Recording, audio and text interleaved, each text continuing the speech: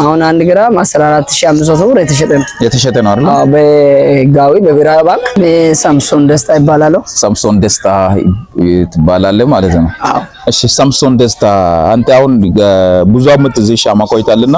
አዎ ሻማ እስከ ዛሬ ማለት ነው ስንት አመት ይሆናል እዚህ ሻማ ቆይታ? 2014 መግቢያ ላይ ነው የመጣሁት። 2018 4 አመት ይያለሁ።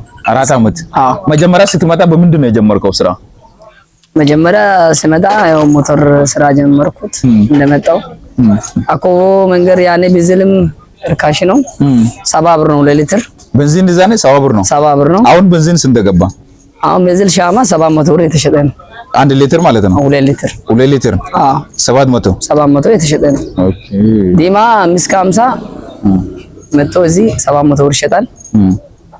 ያው በእኛ እዚሁ ያለው ሁኔታ ቤንዚን በጣም ውድ ነው። ቤንዚን በጣም ውድ ነው። አዎ ከአካባቢው ሁኔታ የተነሳ እዚህ አሁን 700 ብር ነው። ከኛ አልፎ ደግሞ አሻሩና ቱባ 600 ብር አሁንም ማለት ነው። አሁን ማለት እዚህ የዚህ ከበሌ ቤንዚን ይወደዳል ማለት ነው።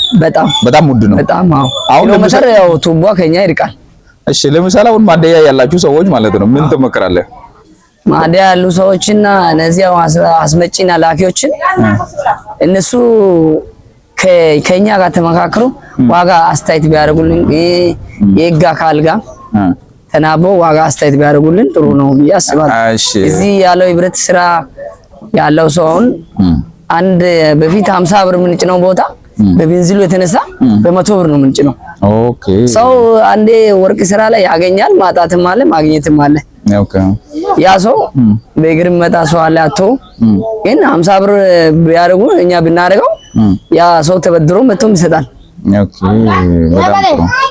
በዚህ ሁኔታ የተነሳ ያው ቤንዚንም ይወደዳል።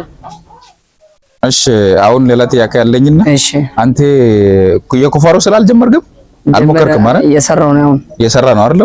ማለት ከፍተኛ የምትባልበት ወርቅ ቀን ማለት ነው። ከፍተኛ ወርቅ ያገኘበት ጊዜ ቀን የትኛው ነው? ከፍተኛ ግራም ማለት ነው። ከፍተኛ ግራም አሁን ሰዓት ከፍተኛ በወርቁ ውድነቱ የተነሳ 2 ነጥብ ብታመጣ 3 ነጥብ ብታመጣ አሁን ሰዓት ገንዘብ ነው አይደል? ገንዘብ ነው። ኦኬ አሁን 1 ግራም ስንት ገባ? አሁን 1 ግራም 14500 ብር የተሸጠ ነው አይደል? አዎ በህጋዊ በብሔራዊ ባንክ 14500 ብር የተሸጠ ነው። ኦኬ በጣም ጥሩ።